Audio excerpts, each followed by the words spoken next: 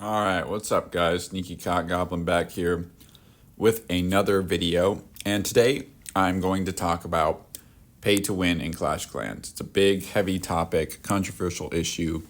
And I've seen kind of some videos from the larger YouTubers about it.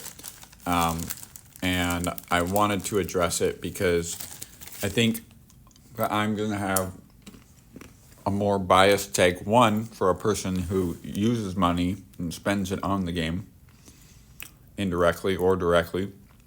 And I'm not really, the problem is with these larger channels, there is that opportunity, or they already have a creator code.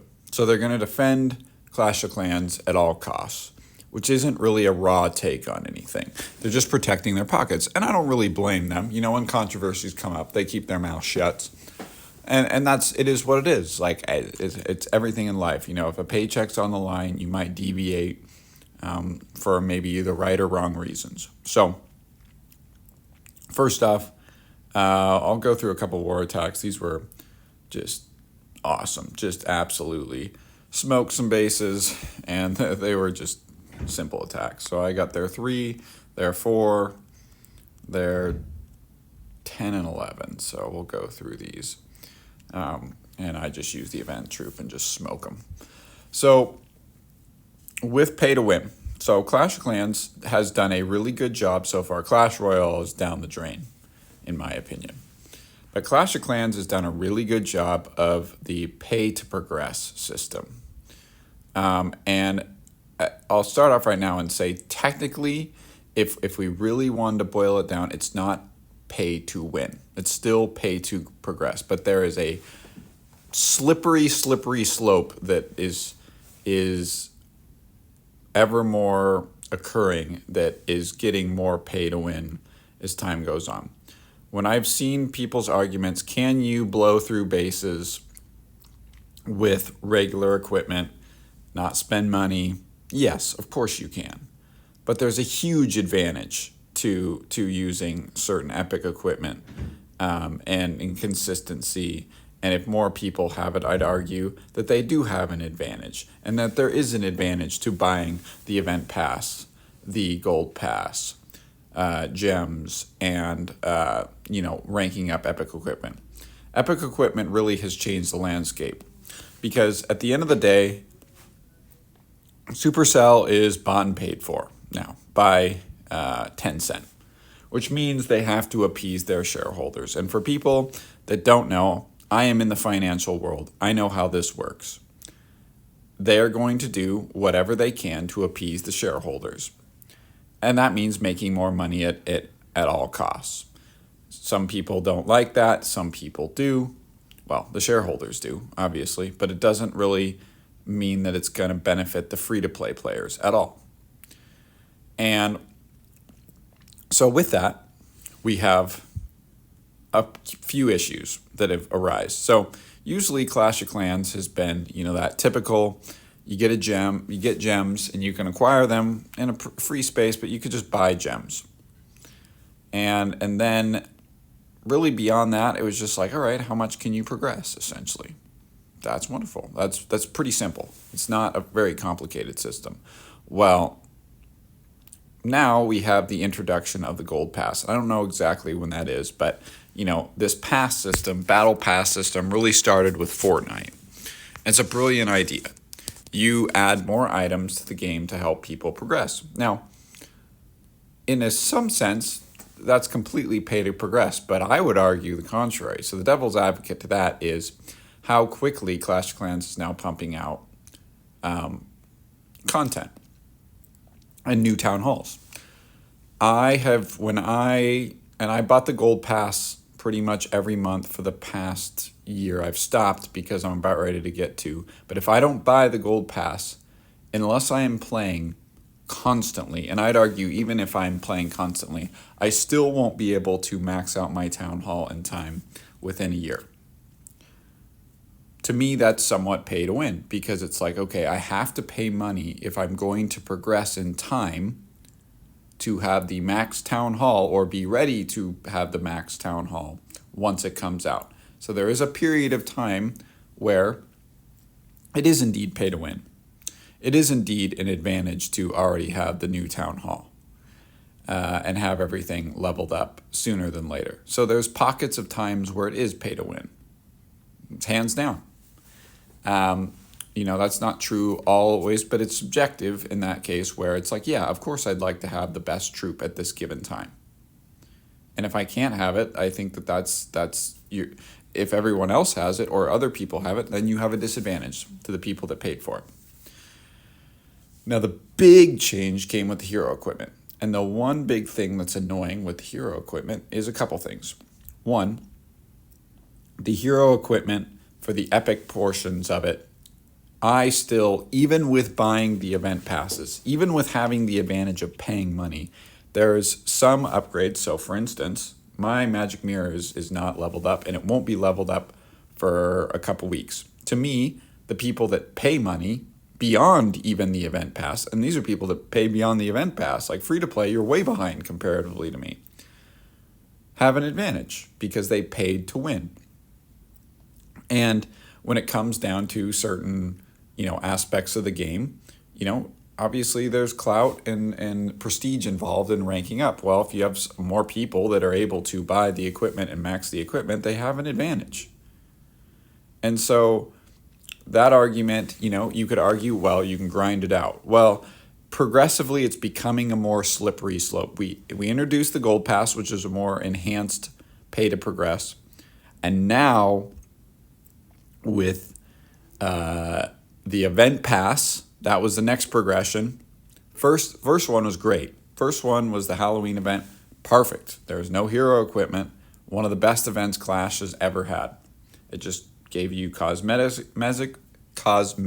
if you wanted it, or ores, or not ores, but books and stuff like that. But now we have the event pass with ores, which you need in order to get the epic equipments because they give you so much starry and glowy ore, and the hero equipment. And the equipment, especially the epic equipment, even if you've played from day one, my second base, I started this after the hero equipment, so I didn't get the automatic upgrades. And so I am still kind of behind on these upgrades. I didn't get boosted all the way to level 15 on all these right away. I'm close to max on some of them, but I'm not maxed. To me, that's pay to win, hands down. And it's getting more and more slippery. Like you could argue the other side. I get it. I see all these YouTubers being like, well, if you use just the regular equipment and I can 3-star, it's clearly not pay to win. Well, it's like, it's subjective in the time frame. Like when you go to Town Hall 16, like there is that time period, especially initially, when you have the max troops and you're able to upgrade. Of course it's pay to win. You're literally a Town Hall ahead of everybody else. In addition, you have time periods where the hero equipment right now is much more advantageous when it comes out where people can upgrade it. Of course it's pay to win. You can still get 3 stars, but there's a difference between barreling through bases, especially if we're really going to come down to it. I think CWL matters on time. So if time matters, then certainly it's an advantage to pay to get these bases up quicker. So you have the max amount of equipment so you can win. Even if you 3-star, it doesn't matter. You got a 3-star quicker than the other team if you're going to rank up. And it's just more of a slippery slope. They will continue to do this and make it worse. The one thing that I'm worried about that they will try to do is make it pay by luck. So loot boxes, which is kind of what Clash Royale has done. That's going to be a significant problem to this game. And honestly, more and more going to be the downfall. The events have been great. I think that's good that they're doing the events. But the problem is the structure of the pay to win with how many events are coming out, epic equipment, and kind of forcing that player that is free to play to basically be overexhausted with, okay, what do I need to upgrade? Of course, you can do all this for free still. That's what's great about Clash of Clans. You can still absolutely dominate as a free-to-play player. Don't get me wrong. But I find it disingenuous to people that use the argument, well, if you can use the regular equipment, then it clearly isn't pay to play and I can still get 3 stars. You don't really get into the details. You don't get into the details that, well, that's subjective because what about the first day it was released?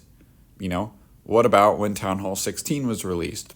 That's extremely subjective. What about, the people that have been free to play for a while now, and, when a Town Hall comes out, who knows how that's going to be? And I'd argue that it's probably going to be worse when a new Town Hall comes out. It's going to be subjective, and the people that are able to pay, it's going to start to show more and more.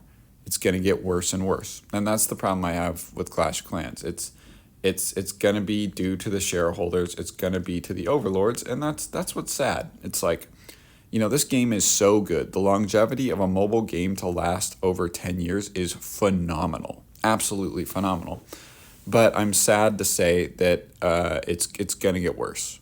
There's going to be more and more people in more and more ways to make this free to play or pay to win, because they have to appease the shareholders. They have to progress some way, some form. I hope it's not the case, but the way you slow it down essentially is you define what you want out of a game, and you have to get players grow. So what are my recommendations? Well, I do think you should continue with the equipment, but I think there should be occasionally a better reward for free-to-play players. I find it insulting when I go to the trader shop every Tuesday and I get 10 glowy ore. It's like, I'd rather have the training potion that I got before. Like, give me a break, man. 10 glowy ore, that's over the life of that, I've gotten like 250 glowy ore. And that's been like months. It's terrible. Absolutely terrible. I find it like the silver pass, it's like, okay, yeah, you could still get, I love how they say magic items. It's one magic item. It's a Book of Heroes. It's like, okay, come on. I do think that they should have more streak events to give players who grind more credit. I think that would bring them back to the game and eventually, possibly, get them to spend more money on the game. That would be kind of my recommendations there. So, in my opinion, you could say that Clash of Clans is not pay to win, but I'm saying that in some aspects it certainly is. It will become worse, and that I think there is many improvements that Clash could make. So, hope you guys enjoyed. I know it's been a longer video. Please like, comment, subscribe. Peace.